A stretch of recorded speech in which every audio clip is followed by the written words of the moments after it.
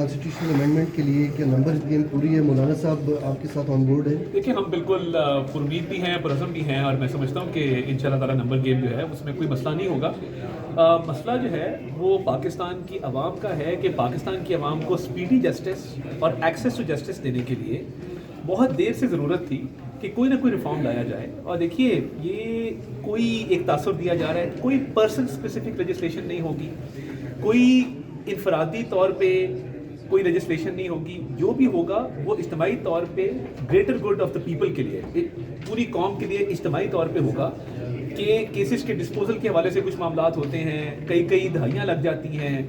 तो जो speedy justice है, एक्सेस टू जस्टिस है, और इंसाफ की सस्ती फराहमी, दहलीज पर फराहमी, इंसाफ की जल्दी फराहमी, उसके लिए जो इक़दाम हैं, और देखिए तमाम पार्टियाँ मिल बैठी हैं, स्पेशल कमेटी की मीटिंग हो रही है, हुकूमती इत्तेहादी आपस में बैठे हैं।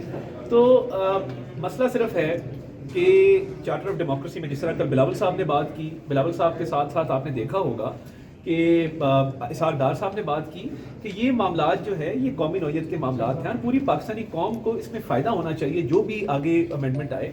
और मैं ये भी कहना चाहता हूँ कि कल देखिए, अफसोस होता है कि जब हम देखते हैं कि कॉज लिस्ट कई दफ़ा जारी नहीं होती, नोटिस नहीं दिए जाते, कॉज लिस्ट के बगैर, नोटिस के बगैर जो है वो ऑर्डर्स आ जाते हैं।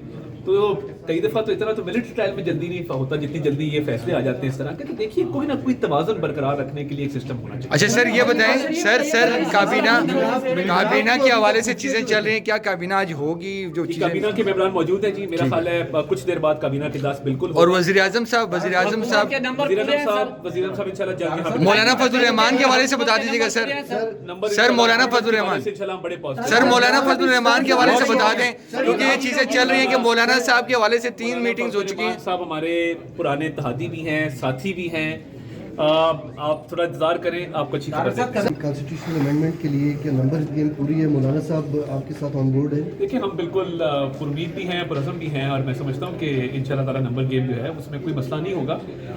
मसला जो है वो पाकिस्तान की आवाम का है कि पाकिस्तान की आवाम को स्पीडी जस्टिस और एक्सेस टू जस्टिस देने के लिए बहुत देर से ज़रूरत थी कि कोई ना कोई रिफॉर्म लाया जाए। और देखिए, ये कोई एक तासुर दिया जा रहा है, कोई पर्सन स्पेसिफिक लेजिस्लेशन नहीं होगी, कोई इनफरादी तौर पे कोई लेजिस्लेशन नहीं होगी। जो भी होगा वो इज्तिमाई तौर पे greater good of the people के लिए, पूरी कौम के लिए इज्तिमाई तौर पे होगा कि केसेस के डिस्पोजल के हवाले से कुछ मामलात होते हैं, कई दहाइयाँ लग जाती हैं।